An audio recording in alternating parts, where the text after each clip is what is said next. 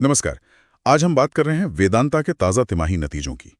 अप्रैल से जून 2025 के जो नंबर आए हैं, और भाई पहली नज़र में तो हेडलाइन कमाल की है, मुनाफा 50% से ज़्यादा ऊपर।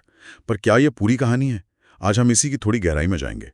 हमारे पास वेदांता Q1 प्रदर्शन, मजबूत मुनाफा और नकदी प्रवाह रिपोर्ट के कुछ पॉइंट्स हैं। तो चलिए देखते हैं कि नंबर्स के पीछे क्या है। शुरुआत करते हैं टॉप लाइन से। रेवेन्यू पिछले साल के मुकाबले करीब 6% बढ़कर 35,764 करोड़ रहा। ठीक है, लेकिन असली मजा तो मुनाफे में दिख रहा है ना? बिल्कुल। नेट प्रॉफिट, शुद्ध मुनाफा 54% उछलकर 5,095 करोड़ रुपया हो गया है।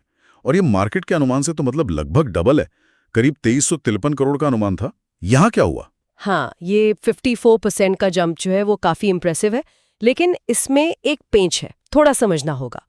इस मुनाफे में करीब आप समझिए 2100 करोड़ का हिस्सा दो खास वजहों से है। एक तो है टैक्स बेनिफिट करीब 735 करोड़ का, और दूसरा 1390 करोड़ का inventory rewrite back. Inventory rewrite back, ये क्या चीज है? बेसिकली कंपनी ने पहले अपनी कुछ इन्वेंट्री की वैल्यू कम दिखाई थी, शायद मार्केट कंडीशंस की वजह से। अब उसे ठीक किया गया है तो वो प्रॉफिट जैसा दिख रहा है कागज पर। तो मतलब ये ऑपरेटिंग परफॉर्मेंस से सीधा नहीं जुड़ा है, ये एक तरह का अकाउंटिंग एडजस्टमेंट है। अच्छा, तो मतलब ये हुआ कि जो बड़ा उछाल दिख रहा है उसमें इन वन टाइम आइटम्स का भी हाथ है। बिल्कुल, सारा का सारा उछाल सिर्फ बेहतर कामकाज से नहीं है। हालांकि अगर हम डिस्ट्रीब्यूटेबल पैट देखें, वो प्रॉफिट जो शेयर होल्डर्स को बांटा जा सकता है, वो भी 36.6% बढ़कर 3,606 करोड़ रुपए रहा है। ये भी एक अच्छा नंबर है। तो प्रॉफिट का एक हिस्सा वन टाइम है, लेकिन फिर मार्जिन, EBITA मार्जिन तो कमाल कर रहा है।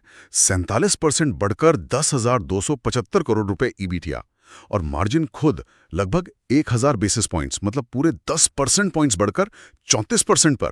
ये कैसे? हाँ, ये मार्जिन एक्सपेंशन बहुत सिग्निफिकेंट है। इंडस्ट्री में दूसरों के मुकाबले काफी अच्छा है। इसके पीछे दो मेन ड्राइवर्स हैं। एक तो कमोडिटी की कीमतें अच्छी रहीं, एल्यूमिनियम, जिंक वगैरह, और दूसरा जो शायद ज्यादा अहम है, कंपनी ने कॉस्ट कटिंग पर काफी अच्छा काम किया है। कॉस्ट कटिंग कितनी? रिपोर्ट के हिसाब से प्रोडक्शन कॉस्ट करीब 20% कम हुई है। इसमें खास तौर पर बिजली और फ्यूल का खर्चा 5% घटा है। कंपनी कह रही है कि ये उनके स्ट्रक्चरल इनिशिएटिव्स का नतीजा है। अब ये देखना होगा कि ये सस्टेनेबल है या नहीं, मतलब आगे भी ये कॉस्ट बचती रहेगी या नहीं।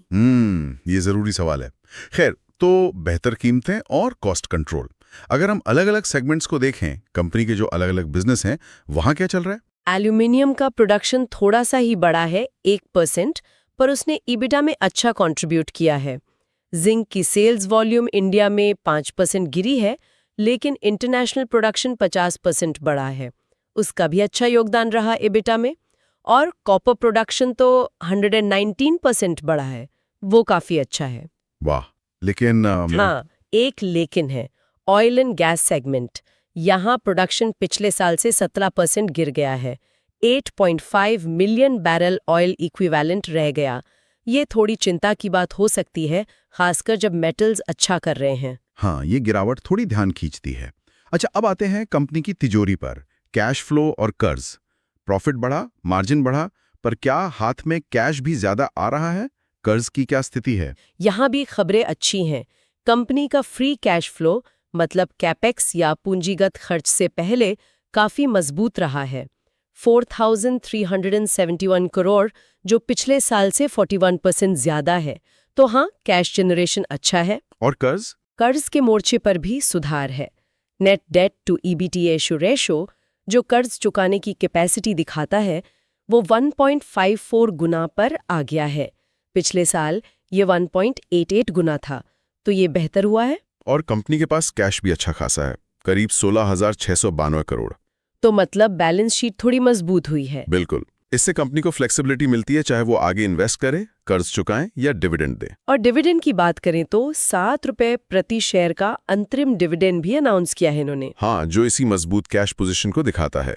और एक और पॉजिटिव पॉइंट है ROC, return on capital employed. हाँ, वो सुधरकर करीब 25% हो गया है। 25% ROC, ये तो काफी अच्छा है। मतलब कंपनी अपनी लगाई हुई पूंजी पर बढ़िया रिटर्न कमा रही है। एग्जैक्टली।